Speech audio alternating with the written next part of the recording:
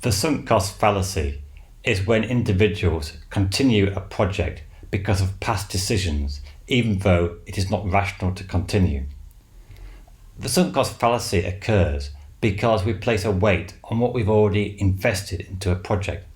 So, for example, supposing a firm invests £100 million in developing a new personal calculator. But after a few years of all this investment, it realizes that the market for personal calculators is falling because people are using their mobile phones. But the problem is they're only halfway through, and to bring this new calculator to the market, they would need to spend another £100 million. So what do? Because if they continue spending another £100 million, they estimate their revenue may only be £80 million. So they would make a loss of £20 million in continuing. However, a business executive may think, well, we've already spent £100 million. We don't want to let all that go to waste. So they continue the project simply because to stop now would look bad. It would seem to be a loss of all this £100 million. But the problem is, by continuing, they're actually going to make a bigger loss, and the final loss will be £130 million, the initial investment, and the loss from continuing to keep going.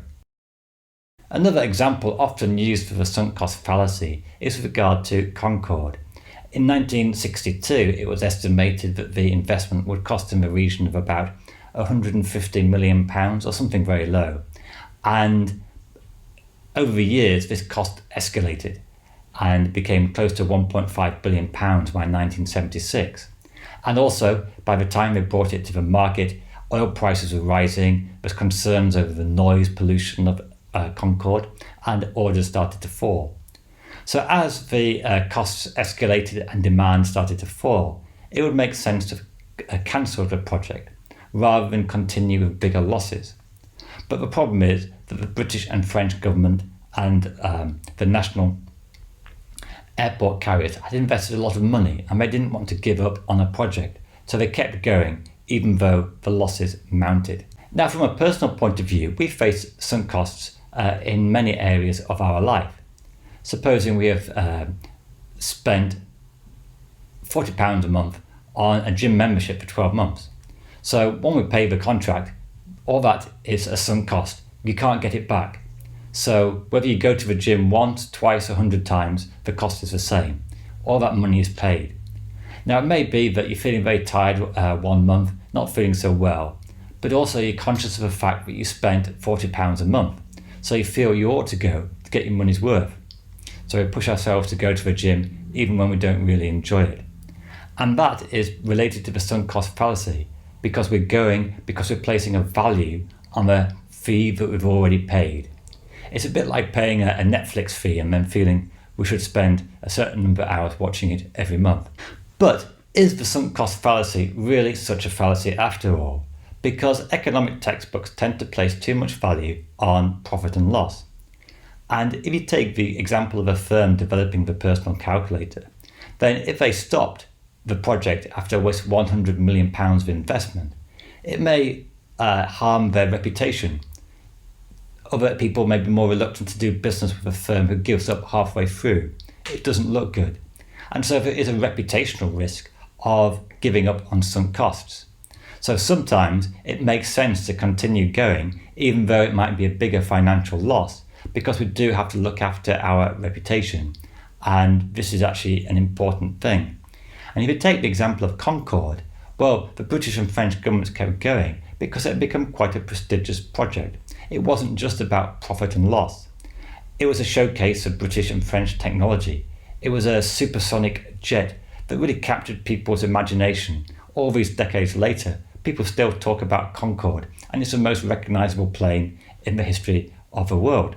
So we can't measure everything just by a simple profit and loss account. So it is, from a human point of view, sometimes worth considering the reputational risks, and the reason we take into account sunk costs is because we place value on these reputational risks. However, sometimes we can fall into a sunk cost fallacy because we make things worse because of just placing too much emphasis on the past sunk costs. So it may be that if you take the example of a personal calculator firm, but actually nobody really cares about if they stop the calculator investment. And they may think that why did they keep going when it's obvious that the personal calculator is no longer such a good thing to develop with smartphones. So you have to be careful about what we place value on. But it's very good to be aware that sunk costs are exactly that. They're unretrievable. So whether you think it's good to continue or not, we shouldn't place too much value on what is already gone. It's like the old adage, no use crying over spilt milk. If we spent £400 a year on gym membership and then we break our arm, we shouldn't feel like going just to make use of the money. But interestingly, why do we pay for an annual gym membership? Well, it is because we feel that if we pay money up front, it may actually motivate us to go to the gym more often. So sometimes we use the sunk cost fallacy to our own benefit. We're wanting to pay money to make us do it. This is maybe why we commit to a several-week foreign language course. We feel that if we pay in advance, it will make us keep learning the language because we want to get our money's worth. So it's definitely an interesting concept, and it's worth thinking about whether that affects our decisions in a good or bad way.